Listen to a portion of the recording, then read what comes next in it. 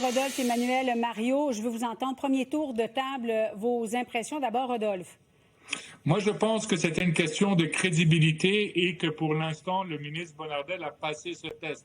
Il y a bien sûr des faiblesses. Comment ça se fait que lui ne s'est pas imposé, n'a pas posé des questions, ne sait pas, quand il a su qu'il y avait ce dépassement de coûts, informer par exemple la commission, ça c'est des faiblesses. Mais de façon générale, comment on peut lui en vouloir si on lui a transmis des fausses informations, des informations erronées sur lesquelles il a basé ses commentaires? Je pense qu'il passe le test de crédibilité. Emmanuel. Oui, moi aussi. En tout cas, c'est un ministre qui est lui-même convaincu qu'il a fait de son mieux. Il a les regrets qui viennent avec le recul et tout ce qui est venu avec.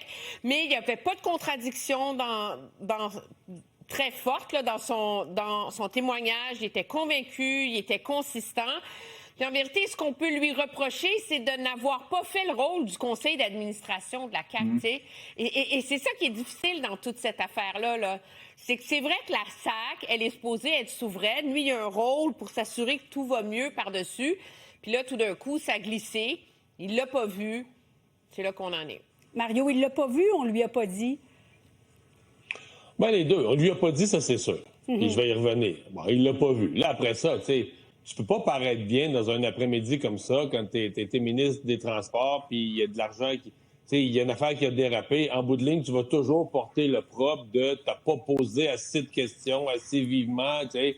Est-ce qu'un autre aurait fait mieux? Ça, c'est loin d'être clair. Donc, pour moi, c'est un témoignage crédible. Il a eu l'air d'un gars sincère dans les circonstances, mais qui défend quelque chose qui n'a pas marché.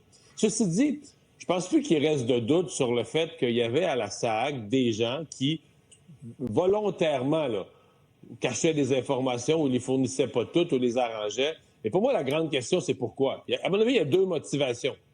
Soit que tu veux avoir la paix. Tu dis, regarde le ministre, on va y arranger ça, on va y présenter ça parce que tu veux faire tes affaires puis qu'on te laisse tranquille. Tu sais, t'es la SAC, là, tu veux pas être encombré de ministre qui te surveille, tu dis, on va le rassurer.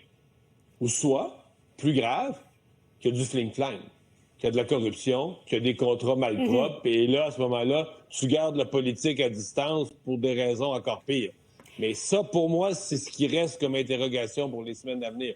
Pourquoi on en cachait des bouts? C'était-tu juste pour avoir la paix ou c'était pour des raisons plus graves?